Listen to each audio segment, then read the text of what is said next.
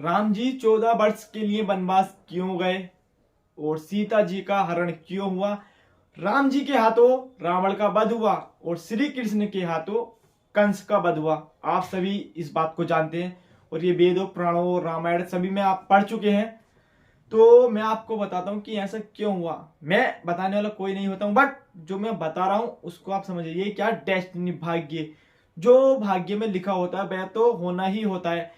ये काफी समय से चला आ रहा है। देखो, राम जी को वनवास के लिए जाना था, ये बहुत पहले से उनकी डेस्टिनी में लिखा जा चुका था। उसको कोई नहीं टाल सकता। जो लिखा गया है आपके भाग्य में वो तो होना ही है। अगर देखिए, राम जी के हाथों रावण का वध होना था तो इसीलिए तो वो वनवास गए। अगर वो वनवास ही नहीं जाते, सीता जी का हरण होना इम्पॉसिबल था, होता ही नहीं। जब वो अपने महल में रहती तो हरण क्यों होता। और तीसरे जो पॉइंट वो है, रावण का वध ही नहीं होता, ना वो उनका हरण करता, ना ही राम जी उसको खत्म करते। अब बात लेते हैं हम कंस की। तो कंस को श्री कृष्ण के पैदा होने से पहले ये पता चल चुका था कि जो उनका वध होगा, जो उनकी सिस्टर थी, उनकी बहन थी, उनके 8वें पुत्र के हाथों से होगा। तो जैसे ही उनके पुत्र होते थे उनकी बहन के, तो उसको वो खत्म कर देते उसको। बट जो 8वें पुत्र हुए श्री कृष्ण, उन्हीं के हाथों वध हुआ उनका, कंस का। वो नहीं बचा पाए अपने आप को। क्यों? क्योंकि ये बात तो बहुत पहले कही जा चुकी थी। यही तो उनके भाग्य में लिखा था कि उनका वध उनके 8वें भांजे के हाथों से होना था, और यही हुआ। भाग्य ऐसा नहीं है, कोई इसको नहीं टाल सकता है। जो होना होता है वो तो होके ही रहता है। वो कहते हैं ना कि होनी को कोई नहीं टाल सकता। यही उनके भाग्य में लिखा गया था और वही हुआ उनके साथ। और आज के समय की बात लें, आज के जो मानव है, ये कई लाखों वर्षों पहले की आप बात लें, क्योंकि जो भाग्य में जिसके लिखा जा चुका है, लिखा गया है, वो तो होना ही होता है। वो बोलते हैं ना कि ये नहीं हो सकता तेरे साथ, वो नहीं हो सकता मेरे साथ, ऐसा क्यों हो रहा है, मेरे साथ ऐसा क्यों हो रहा है। लोग बोलते हैं उसके साथ ऐसा हो गया, उसके साथ वैसा हो गया। क्यों हो गया?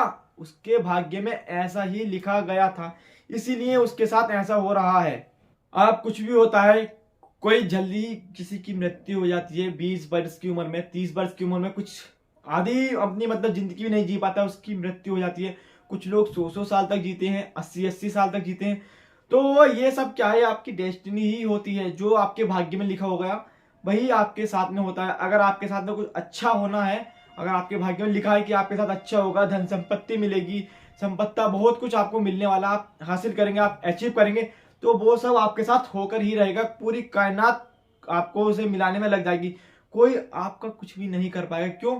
क्योंकि आपके भाग्य में ही लिखा हुआ है कि आपके साथ ये होगा, आप ये हासिल करेंगे। बट जब आपके भाग्य में कुछ होना ही नहीं लिखा है, पूरी जिंदगी आपकी ऐसी ही लिखी है, जीरो, ये ऊपर नीचे अप डाउन आते रहेंगे, तो वही आपके साथ होता रहेगा। क्यों? क्योंकि वो आपके भाग्य में लिखा जा चुका है बहुत पहले ही। क्योंकि आपके जन्म से पहले ही आपका भाग्य तैयार हो जाता है। ऐसा नहीं है कि आप 20 साल के होगा तो आपका भाग्य आज तैयार होगा, नहीं, वो तो पहले से ही आपका तैयार हो चुका है। बट जो होना है वो आपके साथ होता रहेगा। जैसे जैसे आपकी उम्र बढ़ती रहेगी, जैसे जैसे आप चलते रहेंगे, वैसे वैसे आपके साथ इंसिडेंट होते रहेंगे। अब ऐसा नहीं है कि आप आज उठे, आपका भाग्य लिखा गया, आप ये सोचेंगे आज मेरे साथ ये हो जाएगा। नहीं, आपके चाहने या ना चाहने से कुछ भी नहीं होता। होता वही है जो ऊपर वाला चाहते हैं। बस आप जी, क्या बोला जाए इसकी जगह,